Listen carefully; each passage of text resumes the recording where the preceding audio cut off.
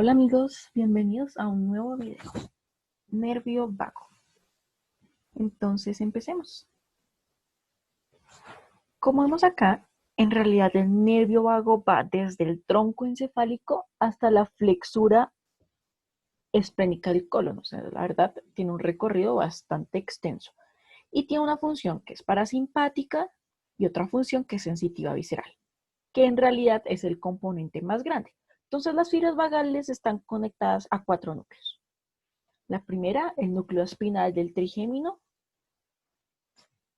el núcleo del tracto solitario, este morado que vemos acá, que es el sensitivo visceral, el núcleo ambiguo, que es este amarillo, que cumple la función motor braquial, y el núcleo motor dorsal del vago, que cumple la función visceral parasimpática. Entonces, en cuanto al recorrido a grandes rasgos, este va a emerger del bulbo raquídeo en el tronco encefálico a nivel de la oliva, como vemos acá, más que todo en el surco retroolivar, y va a hacerlo por 8 a 10 raicillas, ¿listo? Caudalmente a lo que sería el noveno par. Entonces este va a abandonar el cráneo por el agujero o el foramen yugular, sobre el cual se sitúan dos ganglios. Acá creo que están dibujados, acá también los podemos ver, son como dos puntos. Está el ganglio sensitivo superior, también llamado yugular, y el ganglio inferior o llamado nodoso. Entonces, el superior en realidad está ubicado dentro de la fosa yugular, o sea, acá adentro, en el hueso temporal de la porción petrosa, y dentro de este el vago está muy cercano a lo que se conoce como glumus yugular o cuerpo timpánico, que es una tumefacción compuesta por unas células que son muy similares a las neuronas, que van a controlar lo que son los niveles de oxígeno, de CO2 y de pH, pues a nivel sanguíneo, ¿no? En realidad es muy similar a lo que sería el cuerpo carotídeo. Entonces, en cuanto al ganglio inferior o nodoso, este ya se encuentra a la salida del foramen yugular. Entonces, cuando sale el foramen, pues el nervio del foramen se sitúa dentro de la misma vaina dural, con lo que iría el nervio accesorio, y cuando llegan al ganglio inferior, todas las fibras motoras braquiales se vuelven a unir. Entonces, en el cuello, como vemos acá, bueno, acá también un poquito, en el cuello, el vago se sitúa por detrás del surco, entre la vena yugular interna y la arteria, y la arteria carótida interna, como vemos acá, la vena y la arteria, y descienden verticalmente dentro de esta vaina carotidia y las ramas, que son la faringe para los músculos constrictores. Entonces, la laringe como tal está inervada por lo que sería el nervio laringio recurrente eh, derecho e izquierdo. Entonces, el derecho, que sale a partir del nervio vago derecho, pasa por debajo, acá creo que también lo podemos ver mejor, pasa por debajo y detrás de la arteria subclavia derecha y asciende por el costado de la tráquea. Entonces, este que va descendiendo lo vamos a llamar el nervio vago derecho, y una vez suba o ascienda, luego de haber pasado por la subclavia, se va a llamar el nervio laringio recurrente, ¿listo? Y por otro lado, en el lado izquierdo, se encuentra el nervio laringio izquierdo, que pasa en realidad por detrás del arco aórtico para ascender al lado izquierdo de la tráquea. Entonces, el resto de las fibras, esto solo es una porción de las fibras que va a tener este trayecto, van a discurrir para alcanzar lo que serían los plexos cardíacos, el plexo cardíaco, el plexo pulmonar y el esofágico. Y desde el plexo esofágico, en realidad, los nervios gástricos, tanto derechos como izquierdos, nacen para inervar las vísceras abdominales hasta la flexura córica izquierda. ¿Listo? Esta es una imagen que me pareció bonita, en la que les quería mostrar como una relación anatómica. Acá está la oliva a nivel del bulbo. Este sería el surco retroolivar, donde saldría, no sería el origen aparente del vago, junto con el noveno y el onceavo par. ¿Listo? Acá está la basilar, que cabalga como en todo. Acá está la basilar y está la vertebral, perdóname, la basilar vertebral. Y aquí podemos ver la pica y la aica, entonces acá la relación como tal. Ahora esto, en cuanto al componente sensitivo general, este va a transportar la sensibilidad en cuanto a dolor, tacto y temperatura de la laringe, la faringe, la concha y la piel del oído externo, la membrana timpánica y las meninges. Estos son 5 como lugares específicos. Iniciando con la laringe, este va a estar transportado por lo que sería el nervio laringio recurrente. ¿Listo? Aquí está, que ya hablamos en la diapositiva anterior. En cuanto a la faringe, este va a ser inervado por lo que sería el nervio laringio interno, acá dibujado, el nervio laringio interno, que este en realidad lo que hace es que abandona la faringe a través de esta porción que se denomina la membrana tiroidea. Entonces se une al nervio laringio externo, acá no está bien dibujado, y estos dos, la unión entre el interno y el externo, van a formar lo que denominamos el nervio laringio superior, que este sí está señalado. Entonces este va a ascender y se va a unir al resto del vago y va a llegar al ganglio inferior del vago. ¿Listo? En cuanto a la concha y la piel del oído externo, este va a ser transportado por lo que llamamos la rama o el nervio auricular, ¿listo? Al igual que la superficie externa de la membrana timpánica, también va a ser transportado por esta misma rama. Dato curioso sobre esto es que la estimulación, por ejemplo, de esta rama puede producir tos, vómito o desvanecimiento, pues reflejo a través también de la activación de lo que será el núcleo motor dorsal del nervio vago, ¿listo? Y por último encontramos la última rama o el último lugar de donde proviene la sensibilidad, que va a ser las meninges. Entonces las meninges específicamente de la fosa craneal posterior, acá las tienen dibujado. Este transporta pues por el nervio meningio que entra por la fosa yugular al ganglio superior del vago. Esto no va a llegar al inferior, sino como vemos llega al superior.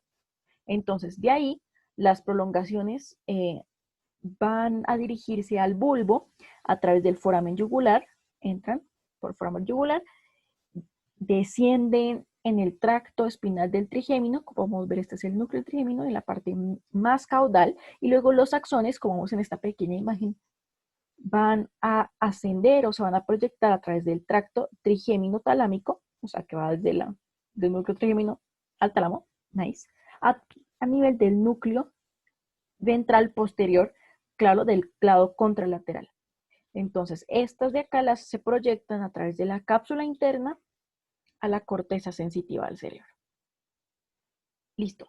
En cuanto al componente sensitivo visceral aferente, vamos a encontrar que las fibras de la sensibilidad de los plexos que rodean todas las vísceras abdominales van a converger o se van a unir con los nervios gástrico derecho y gástrico izquierdo. Entonces acá están dibujados el derecho y el izquierdo, ¿listo? Entonces estos nervios van hacia arriba a través del hiato esofágico del diafragma para unirse con lo que serían los plexos de los nervios que rodean el esófago.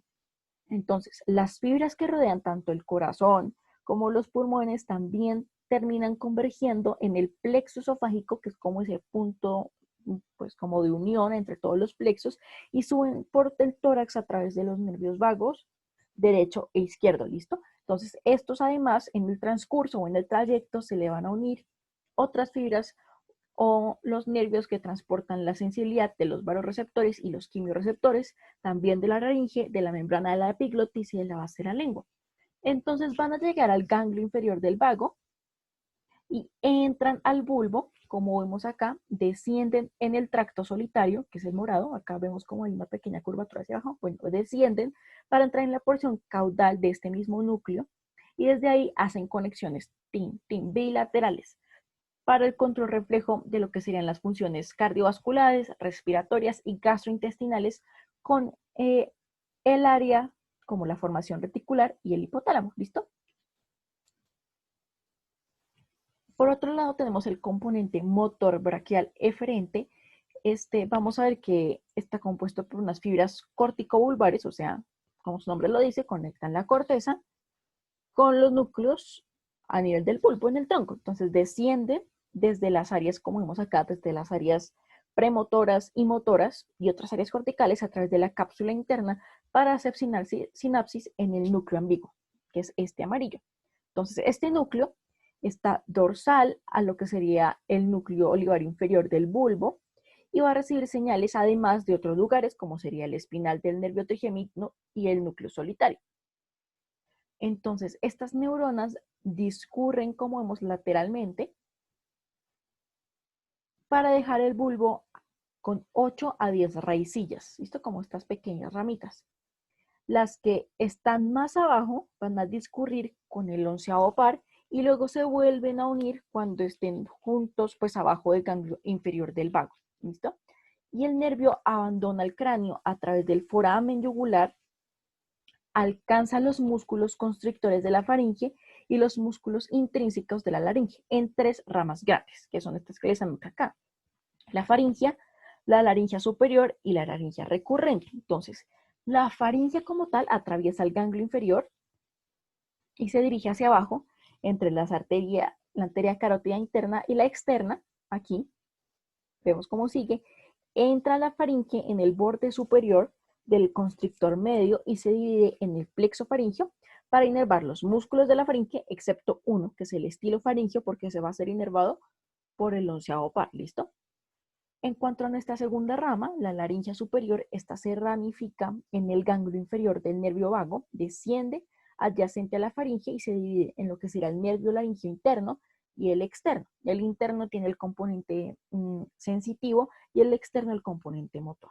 Y van a inervar el constrictor inferior y el cricotiroideo. ¿Listo?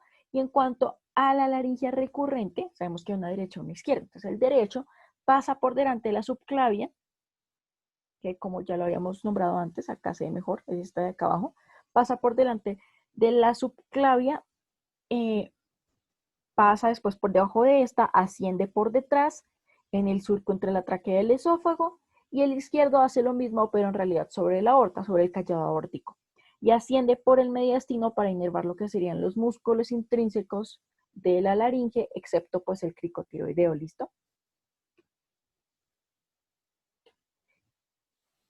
En cuanto al componente motor visceral eferente parasimpático, que es el último componente que va a tener el vago, los cuerpos celulares de los nervios parasimpáticos se van a situar en lo que vemos acá en morado, que es el núcleo motor dorsal del nervio vago, y también en el lado medial del núcleo ambiguo, que es este amarillo que vemos acá. ¿Listo? Entonces, estoy diciendo mucho listo, perdón.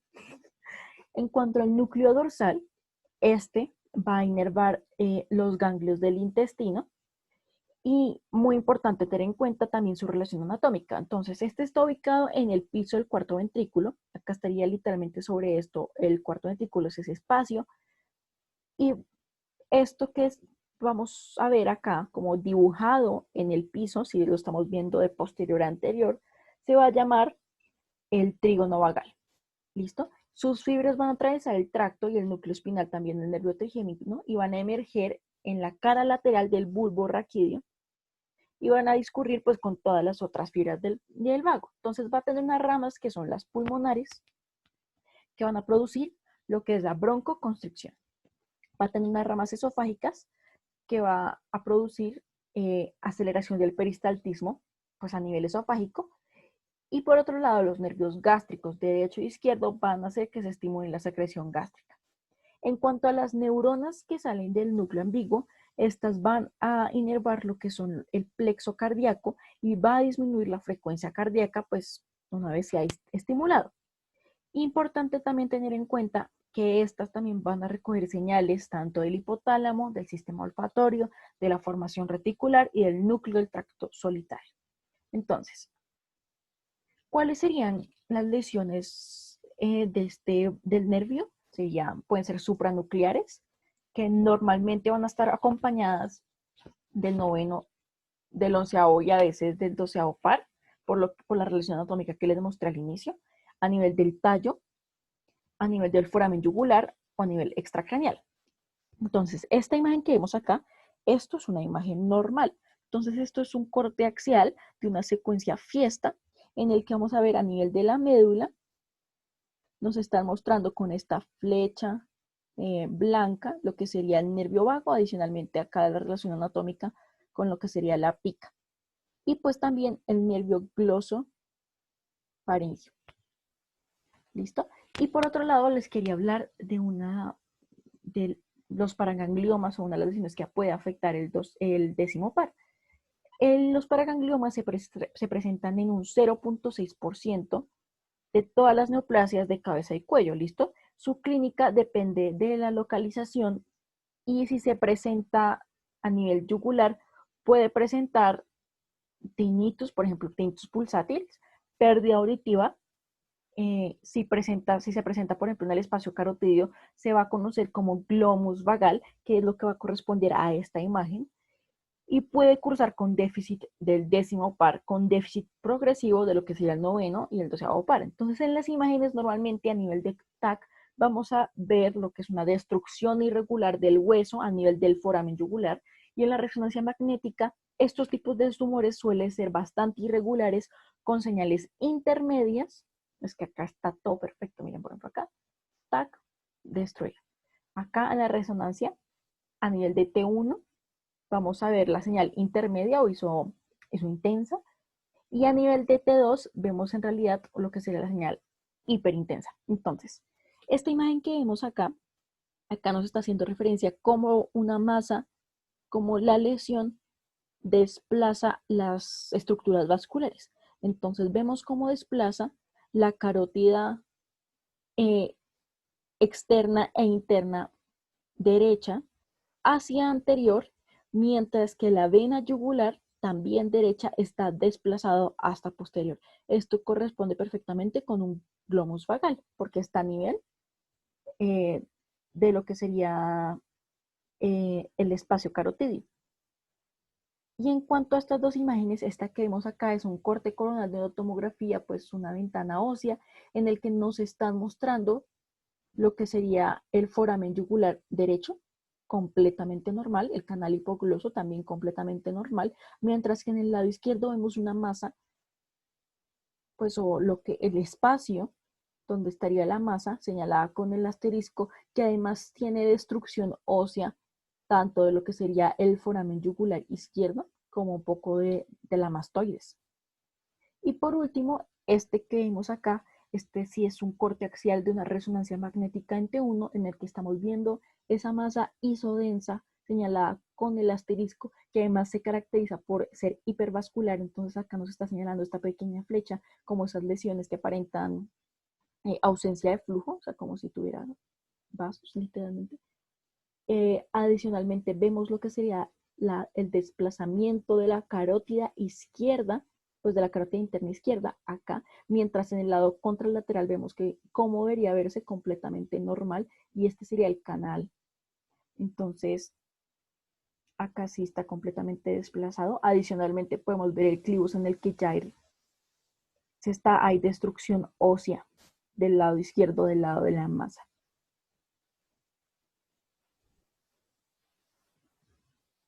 Sí, un foramen yugular normal y el otro no. Listo, amigos, entonces eso fue el video de hoy.